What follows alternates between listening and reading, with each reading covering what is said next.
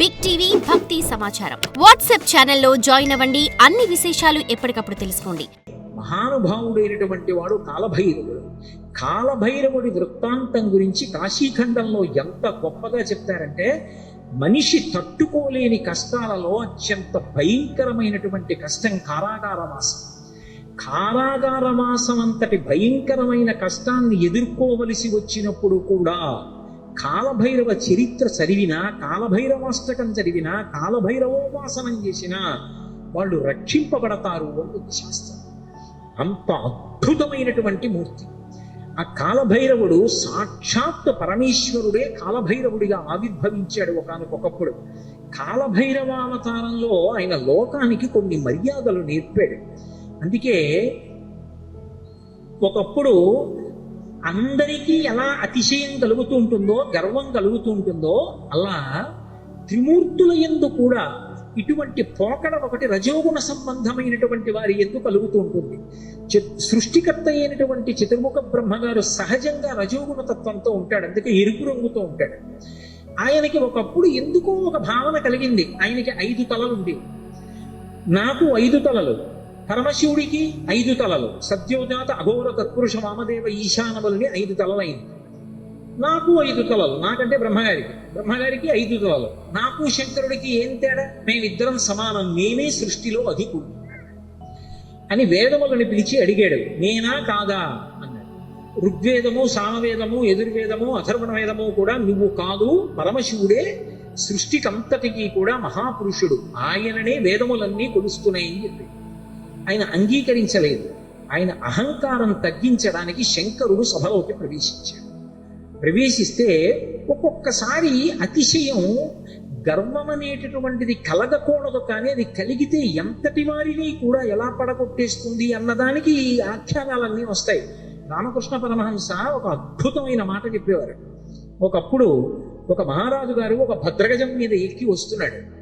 భద్రగజం అంటే ఎంత ఉంటుంది? గురువాయూరులో రాత్రి కృష్ణుడి ఆలయం చుట్టూ ప్రదక్షిణం చేస్తాయి ఏనుగులు, అందులో భద్రగజాలు వస్తాయి. భద్ర అనే జాతికి చెందినటువంటి ఏనుగులు. అసలు ఆ ఏనుగుని చూస్తే ఓ పెద్ద కొండ శిఖరం నడిచి వెడుతున్నట్టు ఉంటుంది, వచ్చి వరుస క్రమంలో నిలబడతాయి గుడి చుట్టూ. అది ఎక్కాలంటే నిచ్చెన వేసుకుని ఎక్కాలి. కానీ ఎంత క్రమశిక్షణగా ఉంటాయంటే, దాని కుంభస్థలం మీద కృష్ణ పరమాత్మ విగ్రహం పెడతారు.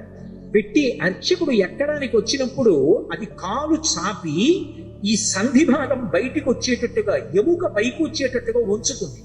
ఉంచి తల ఇలా పెడుతుంది.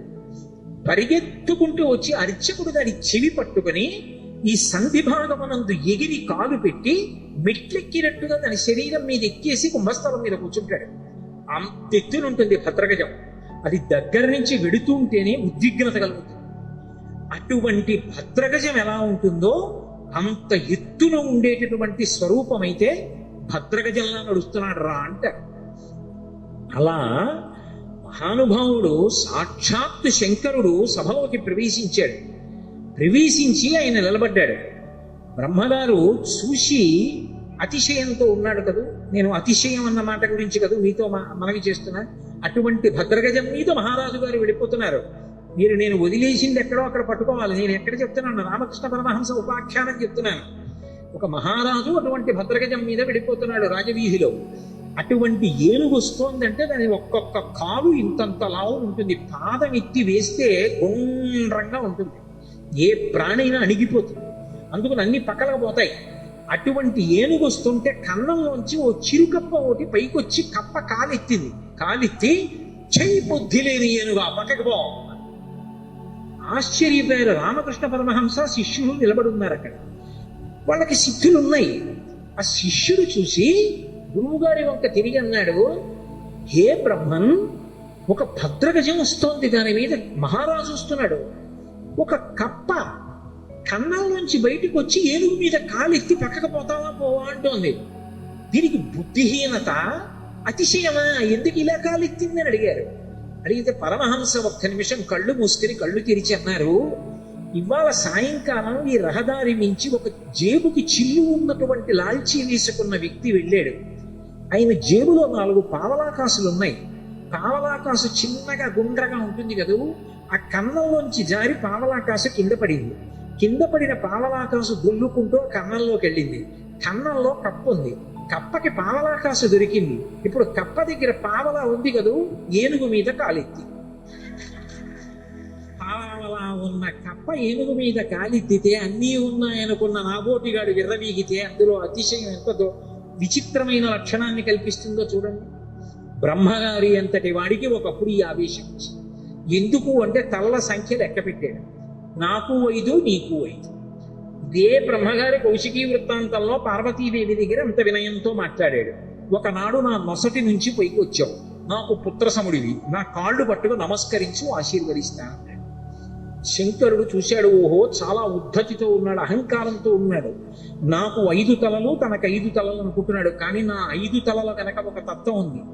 అది తూర్పుకి తిరిగి ఉన్నటువంటి తలని తత్పురుష ముఖం అంటారు, దక్షిణానికి ఉంటే అఘోర ముఖం అంటారు, పశ్చిమానికి ఉంటే సజ్జోజాతం అంటారు, ఉత్తరానికి ఉంటే వామదేవం అంటారు, పైకి ఉంటే ఈశానం అంటారు.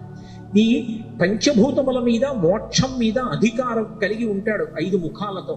ఖట్మండూలో ఉంటుంది 5 తలలతో ఆ శివలింగం. నాతో సమానుడు అనుకుంటున్నాడు ఈ బ్రహ్మగారు. ఆయన బ్రహ్మమస్తకావళి నిబద్ధతే నమః శివాయ అని పేరు. ఈ సృష్టి అంతా కూడా కల్పాంతం అయిపోయినప్పుడు బ్రహ్మగారు పడిపోతే చూస్తాట శంకరుడు, అయ్యో పాపం మొట్టమొదట పుట్టాడు అందరికన్నా, వేదములు ఇచ్చి సృష్టి చెయ్యమన్నాను, ఈయన కూడా బొత్తిగా ఇలా శ్మశానంలో పడిపోతే ఏం బాగుంటుంది, ఈయనకు మంచి స్థానం ఇద్దామని చెప్పి ఆ పుర్రి తీసి ఓ తడపలో గుచ్చుకుని మెళ్ళో వేసుకున్నాడు. ఆయనకి చేతకాక కాదు, ఓ బంగారం గొలుసు చేయించి ఇచ్చేవాళ్ళు లేక కాదు, బ్రహ్మగారిని గౌరవించడానికి ఓ పుర్రేసుకున్నాడు. ఇలా ఎంతమంది బ్రహ్మలు విడిపోయారో. ఆ పుర్రెల మాల పెద్ద మాలై పునుకల పేరు కంఠమున భూరి భుజంగము భూషణంబుగా అనయము భస్మధారణము ఎద్రి నివాసము మేరు విల్లుగా అనుగుగ దంతి చర్మమును హస్తమునందు కపాల చోళముల్ పడిబడిదంతు శంకర కృపావర రూపమును ఆశ్రయించదన్నంటాడు. ఇప్పుడు అంతమంది బ్రహ్మల యొక్క పునుకలు ఆయన మెడలో హారంగా ఉంటాయి, అందుకేసుకుంటాడు పుర్రెల మాల. అరే ఈ బ్రహ్మకి అతిశయం కలిగిందని తనలోంచి ఒక ప్రాణిని ఉత్పన్నం చేశాడు. భృంగి యొక్క అంశ, భృంగి యొక్క అవతారం భైరవుడు వచ్చినటువంటి వాడు. ఒక్కసారి పరమశివుని అంశతోటే భైరవుడు ఉత్పన్నమయ్యాడు. ఆ భైరవుడు ముమ్మూర్తుల పరమశివుడు ఎలాగే ఉంటాడో అలాగే ఉంటాడు. ఆయన వస్తూనే ఆ బ్రహ్మగారి యొక్క పైన ఉన్నటువంటి తలకాయని పెద్ద యుద్ధం చేయలేదు, ఇలా గిల్లేశాడు. లోకంలో చూడండి ఒక మాట అంటారు, అదే అలా గిల్లేస్తున్నాయి అంటారు. అన్నిటికన్నా తేలిక ఏమిటంటే గిల్లేడు. అలా వెళ్ళిపోతే ఇలా గిల్లేశాడు అనుకోండి, తీరిపోతుంది అంతే. బాగా బలం ఉన్నవాడు ఏం చేస్తాడు, గిల్లుతూ ఉంటాడు, గిల్లి గజ్జాలు ఎట్టుకుంటాడు అంటారు. అందుకే గిల్లేయడం అంటే అంత తేలిక. యువతల వాడికి బలం ఎక్కువ ఉంటే బలం తక్కువ ఉన్నవాడిని గిల్లేస్తాడు. అందుకే బ్రహ్మగారి 5వ తలకాయని కష్టపడి తొలగతోశాడం లేదు, గిల్లేశారు. శంకరాచార్యులు వారి సౌందర్యలహరిలో కూడా అలాగే రాశారు, అంత అందంగానూ రచన చేశారు. మృణాళీ మృద్వీనాం తవ భుజలతానాం చతసృణాం చతుర్భిః సౌందర్యం సరసిజ భవస్తౌతివదనైః నకేభ్యః సంత్రస్సన్ ప్రథమమథనాదందకరిపూః చతుర్నాం శీర్షాణాం సమమభయ హస్తార్పణధియా. శంకరులకు శంకరులే చెల్లు. అహంకరించాడని కాలభైరవుడు ఓ తలకాయ గిల్లేశాడు. ఏమండి ఇప్పుడు నేను ఇలా పట్టుకుని ఇలా గిల్లేశాను అనుకోండి, ఆ మిగిలిన పువ్వు ఏమనుకుంటుంది, దాన్ని ఒకదాన్ని గిల్లేండి నా జోలికి రాడనుకుంటుందా? ఏమో ఇలా అన్నవాడు మళ్ళీ ఇలా అంటే అది ఉడికిపోతా మళ్ళీ వచ్చేస్తుందేమో చెయ్యని. ఇప్పుడు ఇలా అన్నవాడు మళ్ళీ ఇంకోటి ఇలా అంటే 3 ఉంటాయి ఇంకో. అందుకని ఆయన ఏం చేశాడంటే బ్రహ్మగారు ఒక తలకాయ గిల్లేయగానే ఇంకా 4 తలకాయలు మిగిలేయి. అమ్మవారి వంక చూశాట. అమ్మవారు 4 చేతులతో ఉంటుంది కదా. అమ్మా నేను తామర పువ్వులోంచి పుట్టాను, నీ చేతులు తామర పువ్వుల్లో ఉంటాయి కాబట్టి మన ఇద్దరికి ఓ బంధుత్వం ఉంది. అమ్మా నా 4 తలకాయలు తామర పువ్వుల్లాంటి నీ చేతుల కింద పెడతాను, కాపాడమ్మా అని 4 తలకాయలు గబగబా పెట్టాను. అమ్మవారు 4 చేతుల కింద పెట్టేటప్పటికి మళ్ళీ గిల్లుదామని చూశాడు, పైన అమ్మవారి చెయ్యి ఉంది, నవి ఊరు. అలా అమ్మా నీ చేతులు పెట్టుండకపోతే బ్రహ్మగారి తలకాయలు ఉండేవో ఉండకపో. ఏమో గిల్లేసిన వాడు ఓటి గిల్లుతాడని నమ్మకం. కాబట్టి నకేభ్యః సంత్రస్సన్ గోటితో గిల్లేశాడంతే. కాలభైరవుడంటే అంతటి ప్రచండ శక్తి స్వరూపుడు. కాశీఖండంలో ఆయన గురించి ఒక అద్భుతమైనటువంటి విశేషం చెప్తారు. అజుండు తాను అధికుండుననుచు గర్వింప కరనఖాగ్రమునంత చిరము దృంచి సాకారయకు బ్రహ్మహత్యతో చనుదేరి సర్వలోకములు సంచరించి వైకుంఠమునకేగి రమా వైకుంఠులర్చించ అమృత భిక్షాశనం అరగించే కాశికానగర కంఠోపదేశంబున పగలవైచకరంపు బ్రహ్మపునుక ఆధిపత్యంబు పొందె కామారి చేత ప్రియవైచిన చోట కపురము చేసి కాశికాపురమునకు 7 గడయు చూపే క్రోధభైరవ దేవుండు కుంభజన్మ అంటారు. ఆయన బ్రహ్మగారి తలకై తుంపేశాడు. తుంపేస్తే ఆయన బ్రహ్మగారు బ్రహ్మహత్యాపాతకం వచ్చింది. పరమశివుడికి బ్రహ్మహత్యాపాతకం ఉంటుందా? ఆయన విధికి నిషేధానికి అతీతుడు. కానీ లోకంలో శివుడే చేశాడు కదా, మేమెందుకు చెయ్యకూడదని రేపు పొద్దున్న తెలియక జనులు బ్రహ్మహత్యా దోషం చేస్తే కట్టి కుడిపేస్తుంది. అందుకని దాని పాపం ఎంత కఠినంగా ఉంటుందో చూపించడానికి తాను బ్రహ్మహత్యాపాతకం పోగొట్టుకోవడానికి చెయ్యవలసిన ప్రాయశ్చిత్తాన్ని చేసి చూపించాడు. ఆ తల వచ్చి అంటుకుంది పుర్రె. ఆ చేతికి అంటుకున్న పుర్రెతోటి కపాల భిక్ష అందరినీ భిక్షాటన చేస్తూ లోకములన్నీ తిరిగాడు. తిరిగి తిరిగి తిరిగి తిరిగి ఒక రోజున వైకుంఠానికి వెళ్ళాడు. అబ్బా, ఇటువంటి అతిథి ఎక్కడ దొరుకుతాడు? ఊరక రారు మహాత్ములు మా రథముల ఇండ్ల కడకు ముచ్చుటెలెల్లం కారణము మంగళములకు మీరొచ్చుట శుభమాకు నిజము మహాత్మ అంటాడు నందుడు గొర్గుడు వస్తే దశమస్కంధంలో. అలా గబగబా పరిగెత్తుకొచ్చి లోపలికి పిలిచి శ్రీమన్నారాయణుడు లక్ష్మీదేవి కూర్చోపెట్టి ఆయనకి ఆతిథ్యం ఇచ్చారు. ఆ ఆతిథ్యం ఇచ్చినప్పుడు ఏదో లౌకికంగా ఉండినటువంటి అన్నం పెట్టలేదు. భిక్షాన్నంగా ఏం పెట్టారంటే మనోరథము అనబడేటటువంటి ఒక అద్భుతమైనటువంటి అమృతం ఉంటుంది. అది ఒక్క వైకుంఠంలో వాళ్ళ దగ్గరే ఉంటుంది. ఆ అమృత రసాన్ని పెట్టారు. పెడితే ఆ అమృత పాయసం ఆరగించి లక్ష్మీ విష్ణువుల చేత అర్చింపబడిన వాడై బయలుదేరాడు. అన్ని లోకాలు తిరిగి తిరిగి తిరిగి తిరిగి కాశీపట్టణానికి వచ్చాడు. కాశీపట్టణంలోకి ప్రవేశించగానే చేతికున్నటువంటి బ్రహ్మకపాలం ఊడి కింద పడి బద్దలైంది. అంటే కాశీపట్టణం అంత గొప్ప పట్టణం. అందులోకి వెళ్ళగానే బ్రహ్మహత్య పోయింది. అప్పుడు ఆ లోపలికి వెళ్ళిన తర్వాత శంకరుడు బయలుదేరి వచ్చి ఈ కాశీపట్టణానికి అంతటికీ నిన్ను అధిపతిగా అభిషేకం చేస్తున్నానని కాలభైరవుణ్ణి కాశీపట్టణానికి పట్టాభిషిక్తుణ్ణి చేశాడు సంరక్షకుడుగా. ఆధిపత్యంబు పొందే కామారి చేత అంత అద్భుత రూపాన్ని పొందాడు. భైరవ అంటారు. భైరవ అంటే కుక్కకి భైరవ అని పేరు. ఎందుకంటే భయ్య నరుస్తుంది కాబట్టి, రవము అంటే శబ్దము, భయ్య నరిచి మీద పడుతుంది కాబట్టి భైరవ అంటే కుక్క. భైరవుడు వచ్చాడంటే కాదు. భైరవ అన్న మాటకు అర్థం ఏమిటంటే ఎవరిని చూస్తే హడిలిపోతామో, ఎవరిని చూస్తే భయం వేస్తుందో, ఎవరిని చూస్తే ఇక బుద్ధి పని చెయ్యదో అటువంటి భయంకరమైనటువంటి రూపంతో ఉండేటటువంటి వాడికి భైరవ అని పేరు. లోకంలో ఎవరైనా సరే బాగా పాపములు చేసి చేసి చేసి చేసి చేసి చేసి శరీరం విడిచిపెట్టేశారనుకోండి, ఈ లోకం విడిచిపెట్టి వెళ్ళిపోయేటప్పుడు భైరవ యాతన అని ఉంటుంది. ఆయన క్రోధ రూపంతో వెంటపడతాడు బెత్తం పట్టుకుని. ఆయన్ని చూసేటప్పటికి భయపడి చెమటలు కక్కుతూ పరిగెడతారు. పరిగెత్తి పరిగెత్తి పరిగెత్తి దాహార్తితో యమసదనం దగ్గర అగ్ని జ్వాలలతో ఉంటుంది తోరణం. ఆ తోరణం కింద నుంచి దూరుతాడు కాలిపోతూ. ఆ దోషం పోవాలి అంటే కాలభైరవ దర్శనం చేస్తారు. కాఠ్మండూలో కాశీపట్టణంలో కాలభైరవ దేవాలయాలు ఉన్నాయి. కాలభైరవ దర్శనం చేస్తే భైరవ దండన అని ఆయన వేస్తాడు. ఓ బెత్తం పెట్టి ఓసారి వీపు మీద కొడతారు ఇలాగ. అంటే అక్కడతో ఆ పాపాన్ని తీసేస్తారు. ఆ చాలా అనుగ్రహమూర్తి. అలాగే కార్తీక మాసంలో వచ్చేటటువంటి పౌర్ణిమ నాడు జ్వాలా తోరణం చేస్తారు. కొత్త గడ్డి తీసుకొచ్చి తోరణం కట్టి ఆ గడ్డి అంతా పెట్టి ఆవు నెయ్యి పోసి వెలిగిస్తారు. వెలిగించి పార్వతీ పరమేశ్వరులు పల్లకీలో వెళుతుంటే హరహర మహాదేవ శంభో శంకర అంటే భక్తులు కూడా పల్లకీతో వెళ్ళి మళ్ళీ వస్తూ ఉంటారు.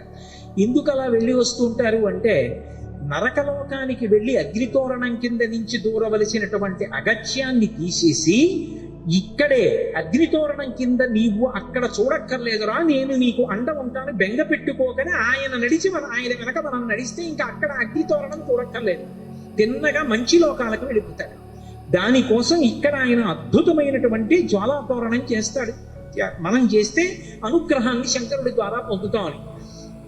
అందుకని భైరవ అంటారు. శంకర భగవత్పాదులు కాలభైరవుని యొక్క వైభవం మీద ఒక అష్టకం చేశారు. దేవరాజ సేవ్యమాన భావనంగ్రి పంకజం యాళయజ్ఞ సూత్రం ఇందుశేఖరం కృపాకరం నారదాది యోగి బృంద వందితం దిగంబరం కాశికాపురాధినాథ కాల భైరవం భజే. నారదాది యోగి బృంద వందితం దిగంబరం అంటారు. ఆయన నారదుడు వంటి యోగి బృందముల చేత ఉదింపబడుతూ ఉంటాడు. దేవరాజ సేవ్యమాన భావనాంగ్రి పంకజం, భావనాంగ్రి పంకజం. దేవరాజు అంటే ఇంద్రుడు, ఇంద్రాదుల చేత పూజింపబడేటటువంటి పాదపద్మములు కలిగినటువంటి వాడు. వ్యాళయజ్ఞ సూత్రం ఇందు శేఖరం కృపాకరం. ఆ చంద్రబింబాన్ని శుక్లపక్షంలో ఉండేటటువంటి తదియనాటి చంద్రరేఖని కొప్పులో ధరించి ఉంటాడు ఆయన.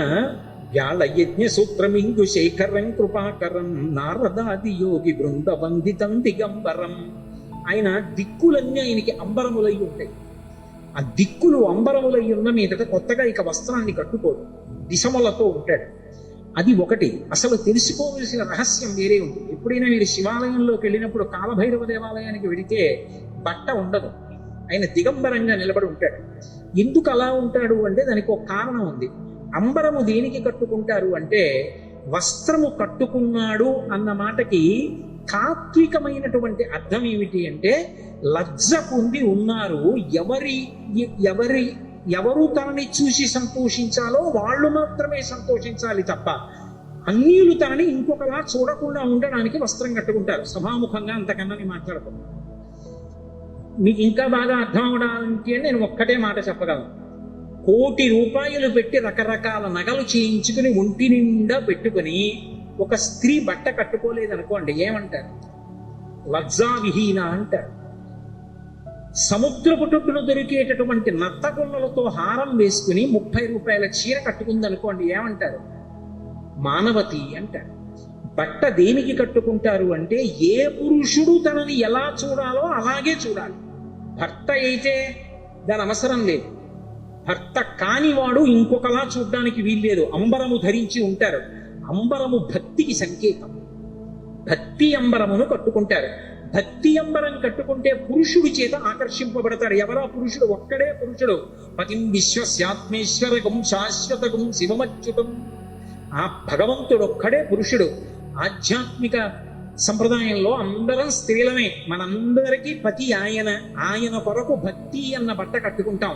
అసలు పరమేశ్వరుడు ఎవరి కోసం కట్టుకోవాలి? ఎవరి పట్ల భక్తితో ఉండాలి ఆయన ఎవరిని పొందాలి? ఆయన పొందడానికి ఇంకెవరు లేరు, అందరూ ఆయన్ని పొందుతారు. అందుకే ఆయన బట్ట కట్టుకోడంటే భక్తి అన్న నంబరం ఆయన కట్టుకోక్కర్లేదు. అందుకు దిగంబరు. ఆ దిగంబర అన్న మాటను అలా అర్థం చేసుకోవాలి. అందుకే యోగి సంప్రదాయంలో ఈ దిగంబర అన్న మాట మీకు కనపడుతూ ఉంటుంది. కాబట్టి నారదాది యోగి బృంద వందితం దిగంబరం కాశికాపురాధినాథ కాలభైరవం భజే. అటువంటి కాలభైరవుణ్ణి నేను భజిస్తున్నాను. భానుకోటి భాస్వరం భవాబ్ది తారకం ప్రభుం నీలకంఠమీప్సితార్థదాయకం త్రిలోచనం కాలకాలమంబుజక్షమక్షశూలమక్షరం కాశికాపురాధినాథ కాలభైరవం భజే. ఇప్పుడు నేను అష్టకం అంతా ఎక్కడ చెప్పాను? భానుకోటి భాస్వరం, 1,000,000 మంది సూర్యులు ఉదయిస్తే ఎలా ఉంటుందో ఆయన కాంతి అలా ఉంటుంది. భవాబ్ది తారకం ప్రభుం, సంసారం అనే సముద్రాన్ని దాటించేస్తాడు ఆయన పాదాలు పట్టుకుంటే. నీలకంఠమీప్సితార్థదాయకం త్రిలోచనం, నీలకంఠుడై హలాహల భక్షణం చేసినటువంటి శంకరుడై లోకములను అనుగ్రహించగలిగిన వాడై భక్తజనుల యొక్క ఈప్సితములను తీర్చగలిగిన వాడై ఉంటాడు. నీలకంఠమీప్సితార్థదాయకం త్రిలోచనం కాలకాలమంబుజక్షమక్షశూలమక్షరం, చేతిలో అక్షమాల పట్టుకుని జ్ఞానాన్ని ఇవ్వగలిగిన వాడై ఉంటాడు. అందుకే అక్షమాల అంటే ధ్యాన స్థితిని కటాక్షిస్తాడు. పుస్తకాలు చదవడం గొప్ప కాదు, ధ్యానం చేయగలిగి ఉండాలి. ఆ మనస్సు చెప్పినప్పుడు మాట వినాలి. పిలవగానే మనస్సు వెనక్కొచ్చి ఎవరిని చూడమంటున్నానో వాళ్ళని చూడాలి. రా చూడు పార్వతీ పరమేశ్వరుల పాదద్వంద్వాన్ని అనేటప్పటికీ అది గబగబా వచ్చి కూర్చుని చూడడం అలవాటు అవ్వాలి. మనసు ఎలా వినాలి అంటే, కుక్క మాట విన్నట్టుగా వినడం, ఎద్దు మాట విన్నట్టుగా వినడం మనసుకి రావాలి. కుక్క చూడండి అన్నాను అనుకోండి పరిగెత్తుకొస్తుంది, కుక్క పిలిస్తే వచ్చినట్టు. ఎద్దు చూడండి కొత్తగా గిత్తని బండికి కట్టారనుకోండి, బండి ఎత్తి పట్టి రైతు దా దా అంటే అది రాదు. బలవంతంగా తీసుకొచ్చి కాడి మెడ మీద పెట్టారనుకోండి తోసేస్తుంది, అటుపోతుంది ఇటుపోతుంది. 4 మాటలు అలవాటు చేసి కొట్టి దుక్కి దున్నించి చేశాడనుకోండి ఆ తర్వాత రైతు ఇక ఎద్దు దగ్గరికి వెళ్ళాడు. వచ్చి ఆ బండి కాడి పట్టుకుని ఇలా పైకి ఎత్తి పట్టుకుంటాడు. ఇలా ఎత్తి పట్టుకుని ఆ 2 కాడిలా సమానంగా వస్తుంది అంటాడు. 2 ఎద్దులు నిద్రపోతున్నవి లేచి ఒళ్ళు విరుచుకొచ్చి మెడబెట్టేస్తాయి. పిలవలేదు ఆయన, ఏమి దా అని కూడా అనలేదు. అంటే చాలు 2 ఎద్దులు వచ్చాయి. అలా అన్నంత మాత్రం చేతనే ఎద్దులు వచ్చేస్తూ ఉంటే సాధన చేత మనసు వెనక్కి రావద్దు, రావాలి. అలా వచ్చేటట్టు చెయ్యగలిగిన వాడు, సాధనా బలాన్ని అనుగ్రహించగలిగిన వాడు కాలభైరవుడు. కాలస్వరూపంతో ఉంటాడు. అందుకే కాలకాలమంబుజక్షమక్షశూలమక్షరం కాశికాపురాధినాథ కాలభైరవం భజేత్. అందుకే కాలభైరవష్టానికి ఫలశ్రుతి చెప్తూ కాలభైరమష్టకం పఠంతి ఏ మనోహరం జ్ఞానముక్తి సాధనం విచిత్ర పుణ్యవర్ధనం శోకమోహ దైన్యలోభ కోపతాపనాశనం తే ప్రయాంతి కాలభైరవంగ్రి సన్నిధిం ధ్రువం అంటారు. ఎవరు కాలభైరవాష్టకాన్ని చదువుకుని ప్రతిరోజు కాలభైరవుడికి నమస్కరిస్తాడో వాడికి భక్తి, చిత్తశుద్ధి, వైరాగ్యము, జ్ఞానము, చిట్ట చివర మోక్షము ఆయన అనుగ్రహిస్తాడు. ప్రత్యేకించి మార్గశీర్ష మాసం, చతుర్దశి, అష్టమి, మంగళవారం, ఆదివారం ఇటువంటివి కాలభైరవుడి గురించి వినడానికి అత్యుత్తమమైనటువంటి రోజు. For more videos like this, subscribe Big TV channel.